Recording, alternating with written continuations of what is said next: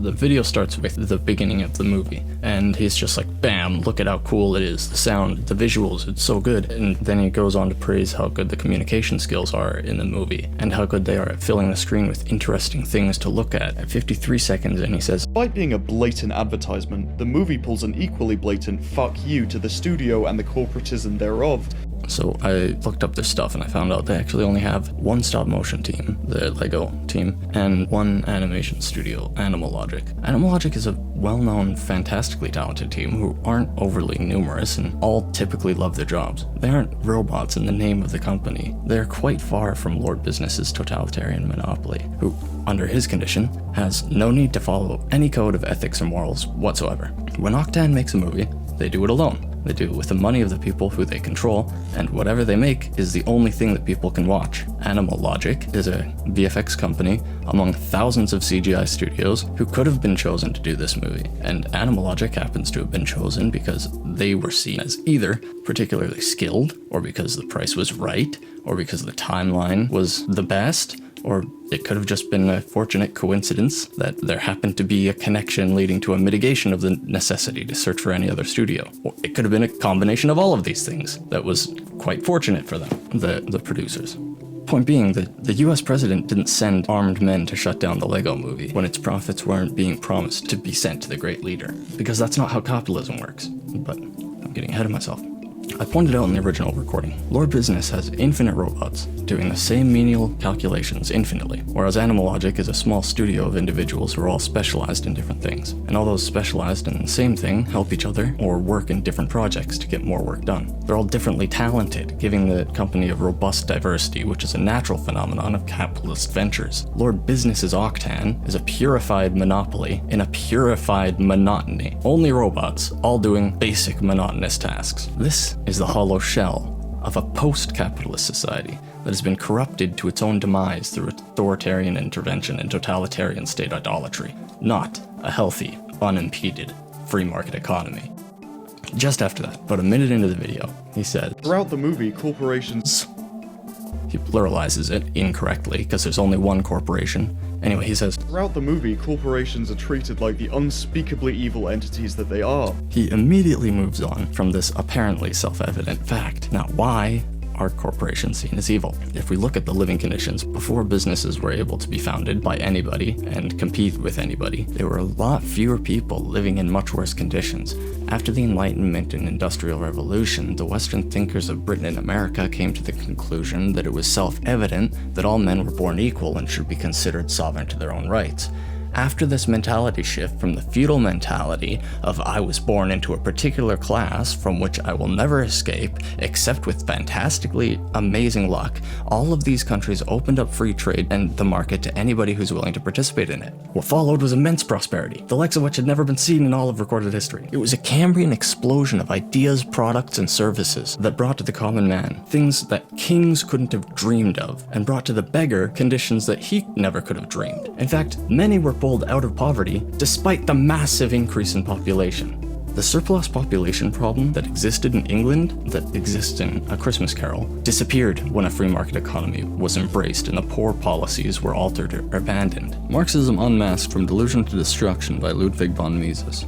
I'm going to read a couple paragraphs from this, because it's pretty pertinent in this video, I think. Quote, Marx assigned a special meaning to slavery, serfdom, and other systems of bondage. It was necessary, he said, for the workers to be free in order for the exploiter to exploit them. This idea came from the interpretation that he gave to the situation of the feudal lord who had to care for his workers even when they weren't working. Marx interpreted the liberal changes that developed as freeing the exploiter of the responsibility for the lives of the workers. Marx didn't see that the liberal movement was directed at the abolition of the inequality under law as between serf and lord. For Marx, the whole Industrial Revolution simply consisted of the exploitation of the workers by the capitalists. The difference between their situation and that of slaves and serfs was only that the capitalist had no obligation to care for workers who were no longer exploitable, while the lord was bound to care for slaves and serfs. Marxian writers do not explain why production proceeds from simpler to more and more complicated methods, nor did Marx mention the following fact. About 1700, the population of Great Britain was about 5.5 million. By the middle of 1700, the population was 6.5 million, about 500,000 of whom were simply destitute. The whole economic system had produced a surplus population.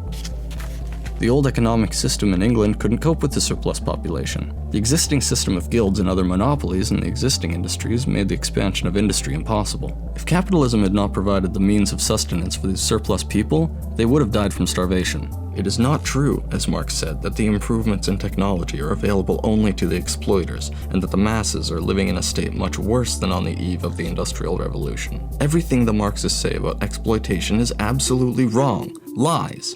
In fact, capitalism made it possible for many persons to survive who wouldn't have otherwise. And today, many people, or most people, live at a much higher standard of living than at which their ancestors lived 100 or 200 years ago. Close quote. These so-called evil corporations don't exploit their workers, as is described by Marx. So then this interpretation of corpos being evil isn't a product of capitalism. It's coming as a byproduct of the interventions made by the governments to appeal to the very complaints that these socialist-leaning individuals had. The very thing that produced your discomfort with the system your country operates under is what you now defend and attack, misinterpreting it as capitalism. Moving on. So between 1:30 and 2 minutes-ish in, he talks about the beginning and end halves of the movie and what they hold, and praises them for their different things. Praises the intro scene for being brief. He doesn't really give any interpretation for what the scene means at all. To me, it looks like it was an analogy for the kid stealing the crazy glue so that dad couldn't keep gluing all of his set down, and then the dad comes and takes the glue back. And then there was an argument that would happen, and the kid was like, let me build how I want. I want to build, I don't want to just follow the instructions. And then the dad covered his head in a blanket and said, go to sleep or something. And then the prophecy there, as far as the analogy goes to real life, the analogy really doesn't do anything in that father-son thing. It's just a plot device. The plot device is sort of declaring the son's plot goals. So to make a political analogy out of that, though, we have a dictator demanding his rules be followed so that he can achieve the perfect system, to be cemented forever, to end history. There's a dissenter who suggests another way of living, or another way of existing, which is existentially problematic to the dictator, who removes the person's ability to see such fantasies through struggle sessions or disappearings. This is very Maoist, not at all a trait of capitalism.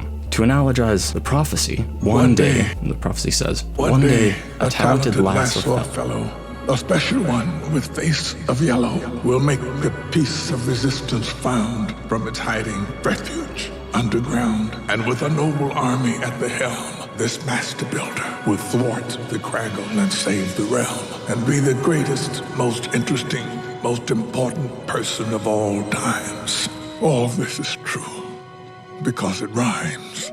This special one, with a face of yellow, is referring to the fact that despite being unseen, there's a non-material force that drives this individual in a way that is unique to his peers. And by his talent, he will unlock the mode with which society can defeat the cementing of an ostensible utopia, from taking from them their liberty. That first line, one day a talented lasser fellow, is skipped in Maxmunich's video, probably because it blatantly contradicts his thesis. Then he says he feels The Lego Movie takes a much more communitarian approach. I would classify it as a kind of Communist Manifesto. says Emmett is a stereotypical working man, and Lord Business is a stereotypical evil corpo man. It says, It tells us, in no uncertain terms, that we must band together as people if any good is to be done. while this is true in an isolated top-down totalitarian state, it's irrelevant under a healthy, functioning free market. It's intrinsic to a free market economy that the common man is the one with the voting power on which the economy does well. This makes it inherent to corporations to be welded to the demands of the public, serving their interests first. He essentially says the movie acts as a communist manifesto because of its boiling down of Emmett and Lord Business to being the quintessential proletarian and bourgeois. He uses this to say Emmett foments revolutionary fervor using his class consciousness to bring a new state of being to the world by the confiscation and redistribution of the means of production.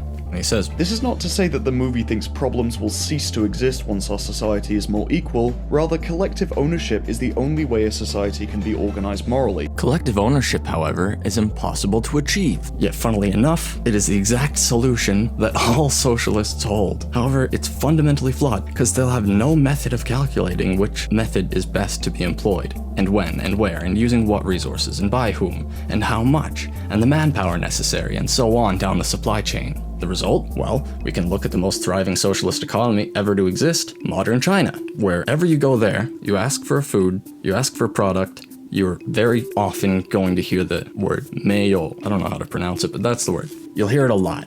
It means don't have. Most items on the menu are unavailable all the time. It's not a population issue, as we can see evident with the surplus population in industrial Britain going away through the free trade. So it has nothing to do with the population. The population growth isn't an issue, or it wouldn't be if you had the right system. This is an issue of economic calculation in a socialist state. It's one of fabrications which are updated by trial and error. The most intelligent socialists who admit the issues of economic calculation under socialism take the stance that the best solution is a trial and error method, where after generations of trial and error trying to find the correct price, eventually, in the end, the price will stay the same forever. When communism is achieved, the prices will never change again, and everything will be perfectly self-perpetuating. The road to achieve this is full of famine, drought, Lysenkoist agriculture and medicine, and more deaths and oppression than you can possibly imagine. Just the line, the only way a society can be organized morally then?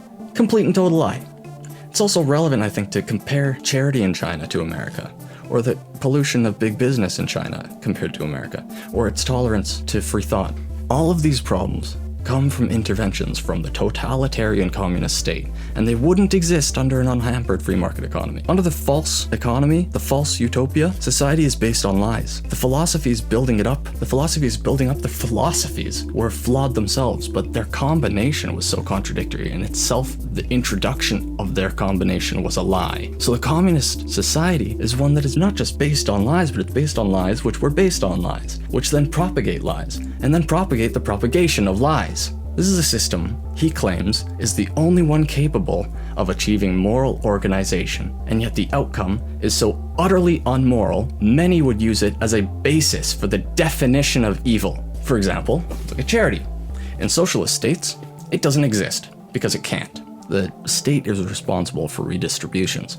So if you choose to redistribute something according to your own calculation of needs, then you've just made a slight against the state. If you found somebody who is in need of charity, that person has exactly what the state means for them to have. Perhaps they deserve to have less bread because of a thought crime committed by their parents, and for this they must struggle for the betterment of those who are potentially oppressed. If you give charity, you just questioned the utopic state of socialism and declared your distrust with the party's judgments. This is punishable by depersoning you, and until you've been re-educated, you can't rejoin society. In the meantime, as a non-person, you get no social credit and are treated as a barbaric enemy of all humanity. This is not an exaggeration, in fact, this is putting it lightly. I've gone over how corporations are inherently operating in the interest of the masses, or at least their target audience. But I want to suggest here that leads to moral company policies being the best corporate strategy. Undercutting and exploiting the consumer, unless there are interventions making it the only choice for a consumer, will lead consumers elsewhere and lead to the dissolution or changing of that company. There's no better option than to be oppressed. That's never a side effect of a free market economy. It's a side effect of government or cartel manipulation or intervention. But yeah, go ahead, lie to yourself and tell yourself that it's the only moral way of organizing. Anyway, then he asked, I understand that for some people, this movie being an advert kind of guts it of a socialist message. If that's you, I would invite you to consider otherwise. Is the message of this movie that we need to build our own businesses, that we should compete, that other people are just NPCs in your story? No. Again, a completely deluded line of thought. I think yes, in fact, the moral kind of is to start your own business and compete. Emmett competed with Lord Business and won in the free market of ideas. He was able to produce his double-decker couch and only calculate if people want it or not by the performance of its sales. They doesn't actually show that happening, but would be true. And you would get calculation of whether or not people want it or whether or not it satisfies a need based on the performance of its sales, not just asking people around you or noticing that they're, in the case of communist distribution model, you'll notice that these couches are being discarded on the street and used for fuel or being torn down for scrap parts. So yes, this is the moral. Start your own business and compete. Otherwise, if you just go with what everyone else is doing, you get $37 coffee in a company which everyone works for, who makes everything and owns the entire world. The moral is that everyone must share their ideas and compete their ideas against each other to get the best possible outcome for all. This means everyone using a finite number number of bricks that came in the box, to make all sorts of conflicting ideas which demand the same resources, meaning the moral of the story has competition over scarcity. The moral is also to look at each other not as NPCs, but as brilliant individual minds with their own unique talents to bring to the table, and to see whose ideas hold the most water, and whose make a society as a whole more satisfied with their purchase. Better products means an easier life by releasing life's grip, demanding that you work for someone else, letting you work on and for yourself. Which in most cases in a capitalist society is in searching for something that enriches others. Maxmunich then says, No, the film is straight up telling you that capitalism is evil. Meanwhile, there's a globe-controlling company that dictates the execution of all things through instructions, and the state of things through rules, which is completely antithetical to capitalism.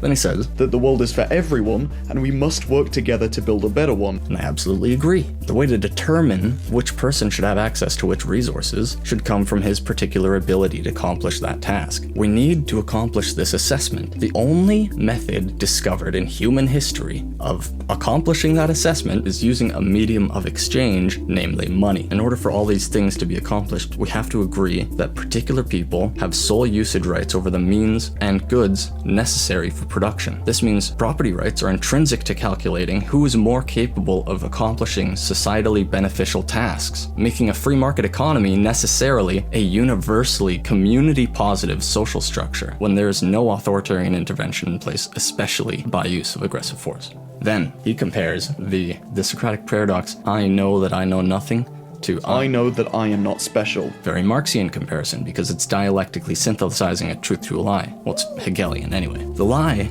being that he knew nothing because he was unaware of his class structure before touching the piece of resistance. It's an awakening of his class consciousness. He now knows that he knew nothing and nobody in their particular state is special because they operate as per their class interests subconsciously. The lie is that this is a fact that exists under capitalism. The lie is that this I know that I am not special thing applies to you now, because Marx's interpretation of the class structure was based on the class structure of feudalism, which capitalism turned on its head. Anything he actually managed to glean relatively accurately from the real world was interpreted completely backwards because of this, and applied to countries who the basis of his arguments were irrelevant because he was writing and observing the conditions of a different system entirely. So his writings were not just upside down, but applied to the wrong system. Then there's also the fact that what happens in the movie is Emmett seeing his place in a metaphysical reality. That means everything he knows about the dictatorial structure running his life is a fragile lie, actually. He realizes his true potential as a creative person to compete with the ideas of Lord Business, and maybe even build his own bunk couch if he wants. The conclusion is different, but the idea is coming from the same emotion. We want freedom, we want prosperity. We don't want to be controlled and oppressed. This doesn't mean to destroy capitalism, on the contrary. It means capitalism is our best solution to authoritarianism and the betterment of the well-being of all. As Vitruvius says, you must embrace what's special about you. He says that to Emmett. And this is the thing that repeats in his mind when he's having this revelation. Well, Marx didn't believe that we are all differently abled by will or any mental or individualistic factor alone. He was materialist. He believed that cripples or weak people were in need, and those who were able, physically capable, would provide for them. He didn't mean from each according to his particular specialized skill set, which is especially great even compared to others who have the same or greater physiological abilities.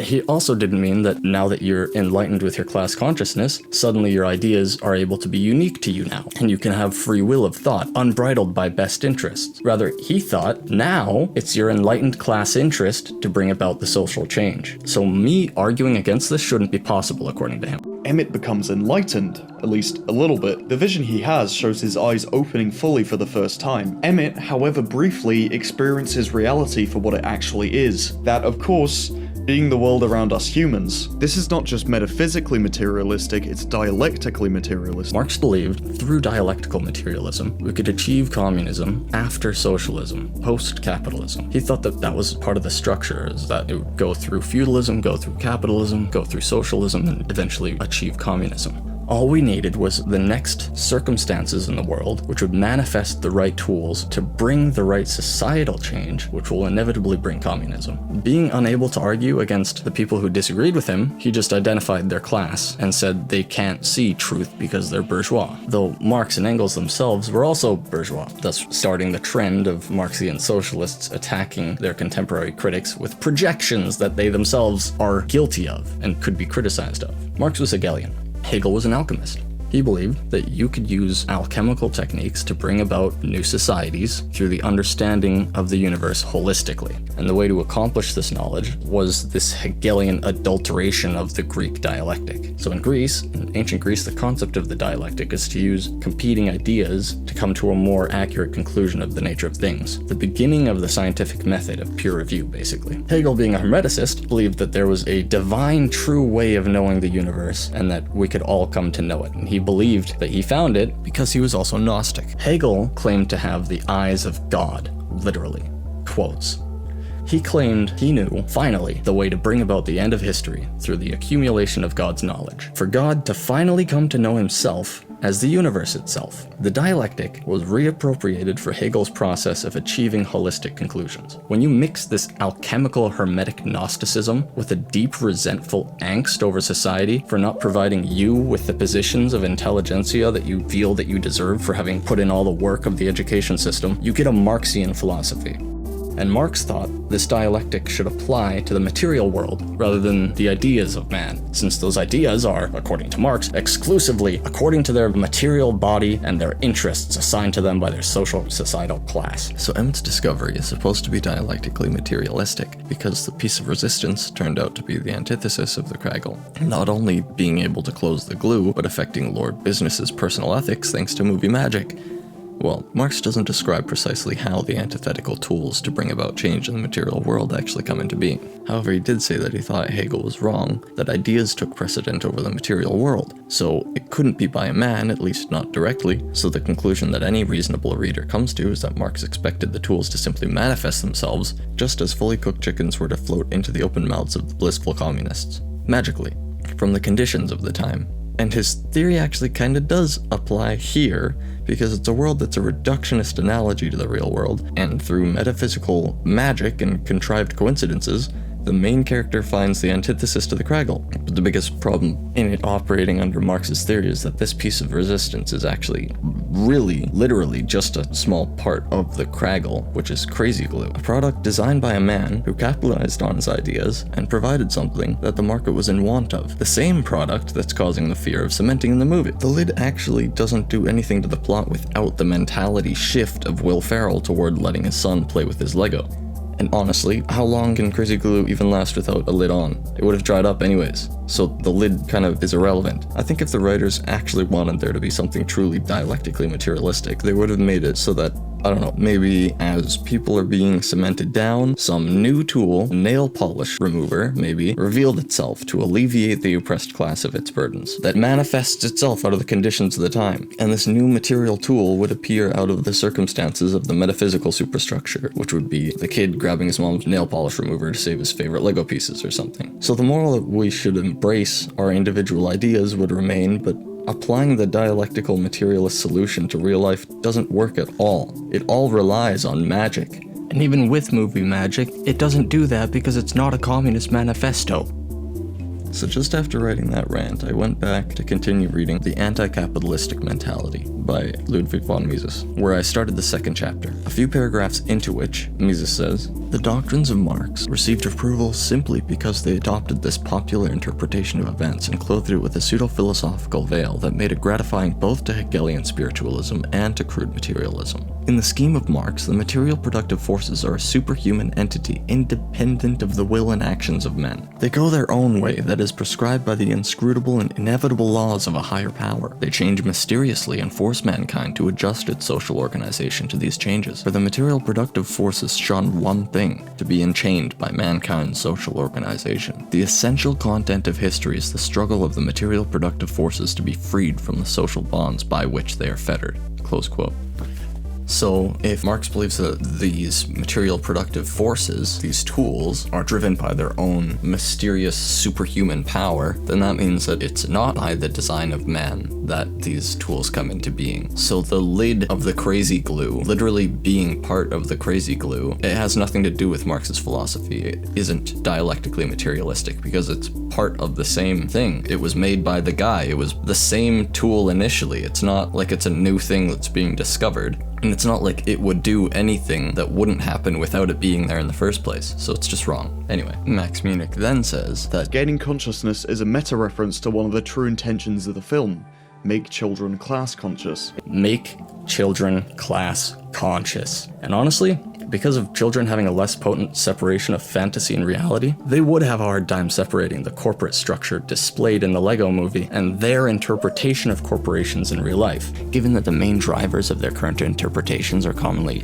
anti-corporate sentiments, things like how unfairly workers are treated, kids get raised being told the system the world operates under is a corrupt shell of Western capitalist democracy, which everyone just shortens to saying capitalism, never allowing the child a chance to separate the original concept of capitalism, or rather the free market economy, with what comes from authoritarian interventions. The outcome of the governmental control fueled by the public demand by uneducated and empathetic protesters for reparations is that corporations, through economic Socratic irony, only have more oppressive and exploitative business practices, leading to more uneducated people and more oppressed people and more empathetic people who continue to misidentify capitalism as the problem and then it continues to perpetuate itself. Maxmunich says, in both the real and Lego world, we face the guarantee of total destruction if we do not take action, and the cataclysmic stakes at hand are communicated perfectly by the movie. This is simply another case of Marxian misinterpretation of his own societal structure for that of a lord-slave exploitation dynamic.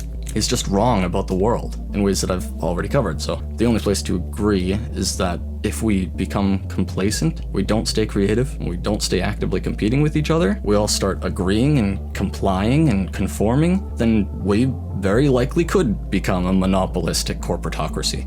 So in that part, in that sliver, he's correct. But in that sliver of truth is what he's using to drive his ideology forward.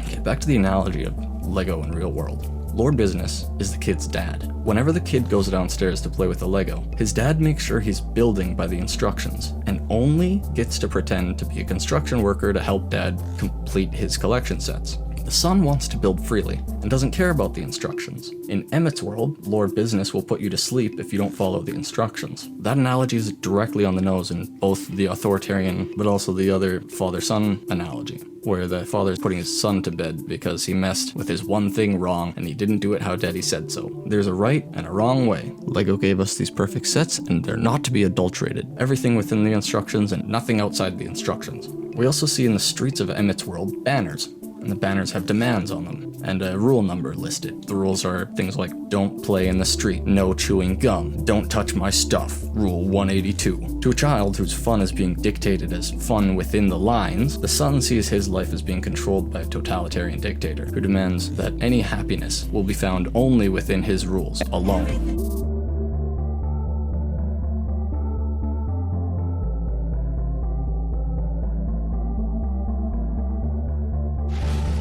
In Emmett's world, the master builders are capable of building things that aren't in the instructions. This is an existential threat to Lord Business. If Lord Business were a capitalist and not a dictator, he would allow new ventures to arise outside of his perfect vision, allowing the best idea to contend in the competition to win the favor of the masses. He would allow it because he would know that under a free market economy, even when your competitors outperform you, your standard of living will increase, simply because there are now better or cheaper products or services being put to market, available for you, which allows for more innovation and more charity. However, as a dictator, Lord Business sees it as pertinent that everyone in the world follow his rules and instructions. Everyone within the lines and nobody outside the lines. These are the dad's Legos. The kid's Legos are upstairs with the little sister, which actually reveals that the son's not in a dictatorship of fun. His sister is chaotic. His sister has chaotic childish pieces. And apparently, his father even bought him his own sets. Batman, superheroes, the pirate and spaceship kits all come to mind. So his dad got him these sets to play with his sister, or by himself.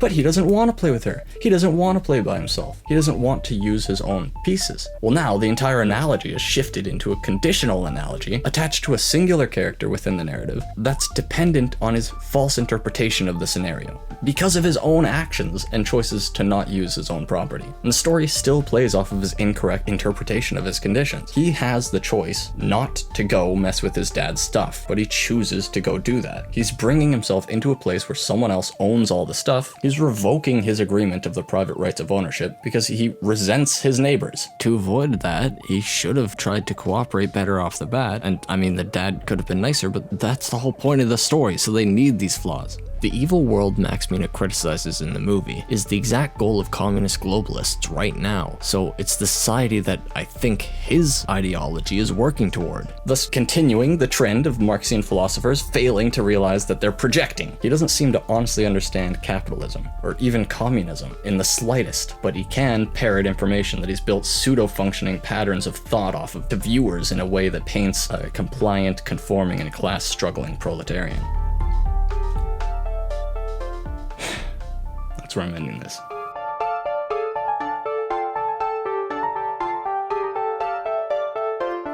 Originally, I was gonna record like this, put my screen bottom of the corner, do the whole shtick. But I was recording audio while I was watching the video for the first time, playing and pausing and making comments, until I realized I was an hour and a half into recording, 5 minutes into the video. That was way too long. So I wrote a script. All my script comments only went as far as about 7 minutes into Maxmunich's video. It was a very long script, so I decided to record what I had and see how long it went. And it went for 45 minutes. So I decided to just cut that up and make that into a video, and then perhaps release it as parts if I decide to make more videos, because this is very long. So I don't know if I'm gonna do that. If this gets enough attention, I will make more parts. But otherwise, I think I've made some pretty good points here. So that's where I'm gonna stop. Alright, peace.